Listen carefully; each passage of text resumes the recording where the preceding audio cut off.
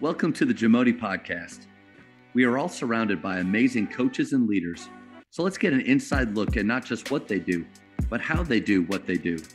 After all, becoming the best versions of ourselves is Jamodi, just a matter of doing it. Coaches, we are all searching for ways to better evaluate players in order to give meaningful feedback. Over 15 years ago, I put together a test called the Jamodi Skill Rating. The JSR takes players through a series of tests involving basketball skill or athleticism, giving them one rating at the end. Their JSR rating will give you clarity on what needs to be discussed with players and parents on areas they need to focus on improving. I test our players at least 4 times each year. They're able to compete against each other, past players' scores, and most importantly, their past performances. If you'd like to start testing your athletes, email me at jamodipodcast@gmail.com for more information. What is you mentioned courage and being complimented for building courage. That's for me a conundrum in basketball. Is I feel like a lot of kids just instinctively are going to derive their confidence or their courage from seeing themselves succeed. Yeah. So if a kid is struggling because maybe he's not getting the playing time he and his parents believe he needs, and then when he does get out there, he's pressing too hard or playing kind of nervous, and then it's like you as a coach, it's a tight situation. You put him out there because you thought maybe he had a little something to offer, and you see that first mistake, and it's like, I got to go ahead and pull you right back out, and then it's all of a sudden you see him nosedive even more, and then he's come to practice with his head down a little bit, and so it can kind of snowball the wrong direction. On the other hand, you've got that kid who maybe you don't have as much confidence in him, but he's got confidence the way he plays, and he does some things, and you start to gain confidence in him because of how he plays. So, what are some ways that you get kids to be confident and stay confident? Man, that's really good. I think first is like establishing with our players where confidence comes from. Okay. I always tell them a story about doing select ball with Darren Williams Elite and a parent, because I outlined a similar style of play to my select team. Hey, free flowing. You're going to be able to push through mistakes. You're going to shoot a lot of shots.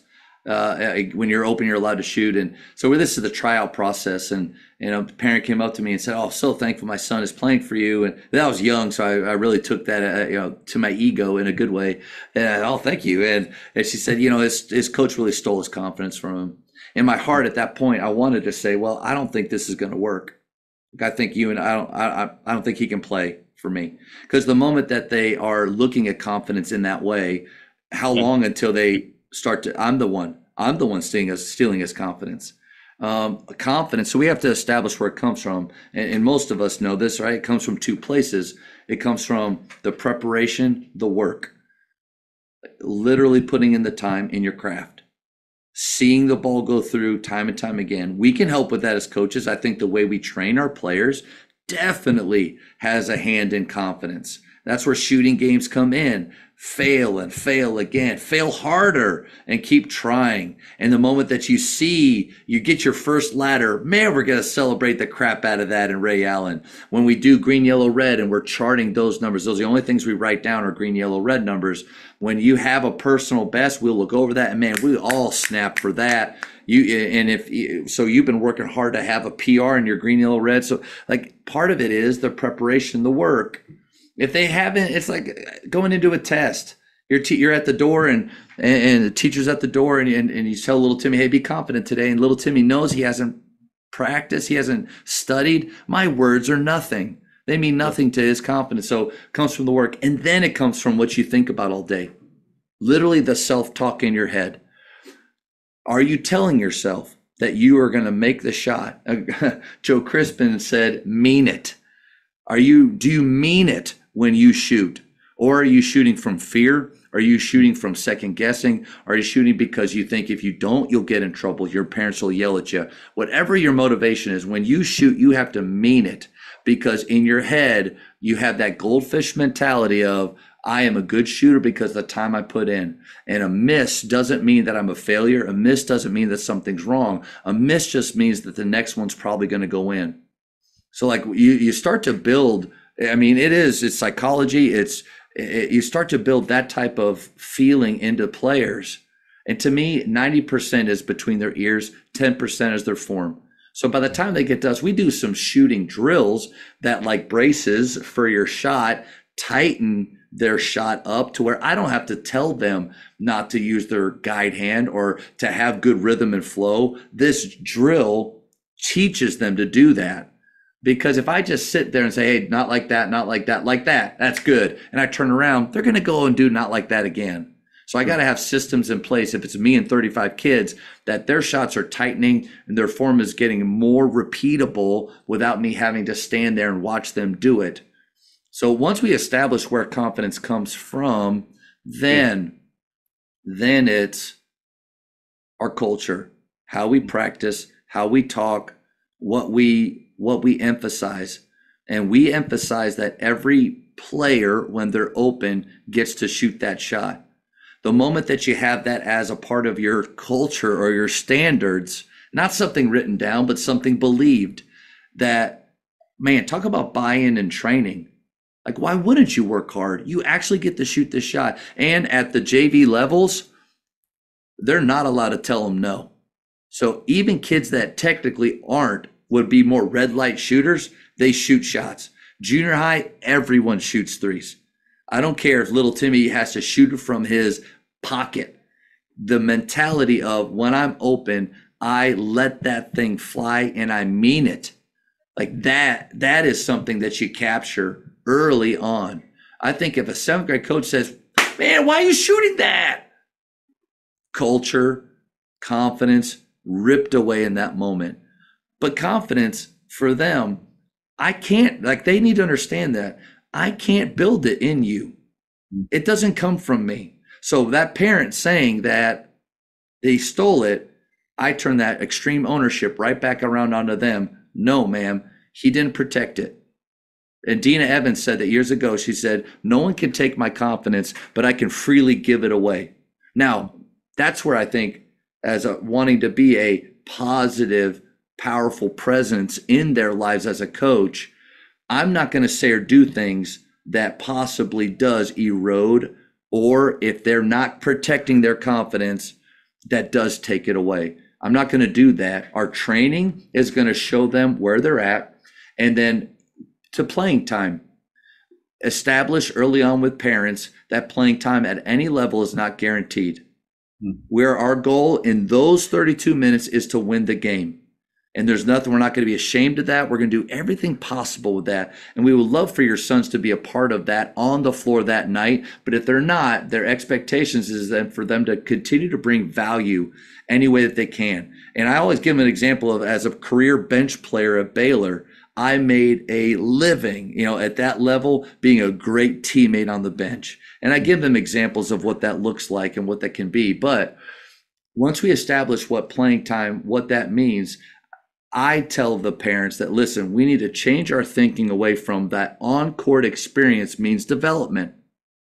Like, it doesn't. Being on the floor and playing games, I'm sorry, that's not where the bulk of your growth happens. Mm-hmm. Because take an AAU tournament, the best player has their ball in the hands over 5 games, maybe 20 minutes, maybe that's the best player. Well, or let's just say like they're not the best. Well, half of the time they're on offense, the ball's not in their hands. You can take that all the way down to where is skill development happening for a player offensively? Maybe 2 to 4 minutes over a 5-game span over the weekend.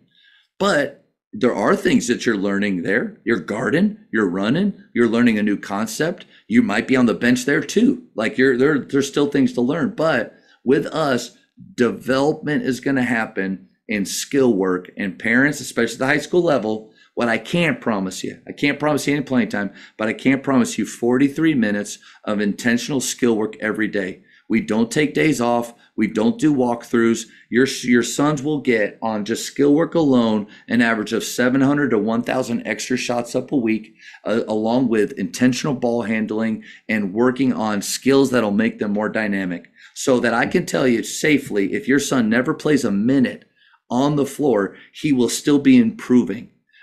Are there opportunities to gain playing time? Every stinking minute that you're in our program, you can fight for that. In moments where players are maybe dipping down, that's your opportunity. Like I did in college, he's not feeling great today. He has a bad attitude today. He's not giving his best. I'm going to steal his time.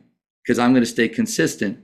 But I think when you approach it like that, what happens on the floor, like free parents up from thinking that this is about favorites, this is about this or that. This is about winning on Tuesday and Friday night. But I'm going to develop the crap out of them for 6 days a week, including Saturdays in season. And it's going to be intentional. And I've just rarely seen a player or parent say, I got worse over the year. Yeah. But now, truth, if skill work isn't at the core, and I think skill work, like culture, like playing fast, like shooting threes a lot, are things that coaches say, but maybe don't really happen. But they say it. Every press conference in college, we're going to have a great culture. We're going to play really fast. Man, we're going to shoot that thing. They all say it, you know, but like easier said than done. And that's why I appreciate Nate Oates so much. That dude says it, but golly, they do it. They believe it. And I think when you start from that point, almost like failure, how are we going to handle this? This is going to happen. Your son may not play at times, but don't forget, development is happening, and he has opportunities every day in practice to earn, to find ways in.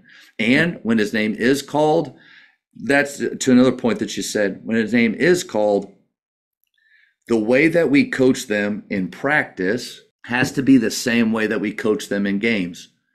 I think a majority of coaches, myself included, would say in practice, we want to make mistakes. We push them to levels where they make mistakes. And when they make mistakes, we celebrate those, because if that mistake is made from conviction and effort, trying to do what we're saying we want them to do, lack of care, get them on a towel. You don't care, get on a towel. Like, that's it. But once that take that aside, because that shouldn't happen if culture's moving the right way.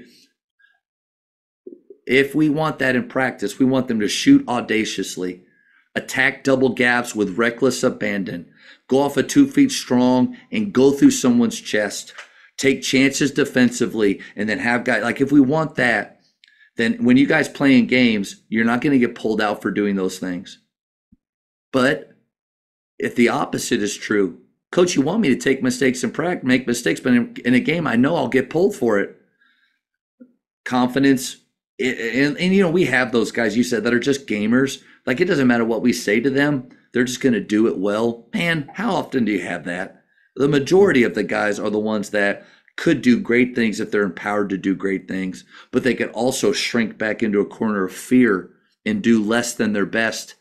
But I think, like, we want players to, when you get into the game, the energy goes up, and you make our team better when you play. And we give them opportunities to do that.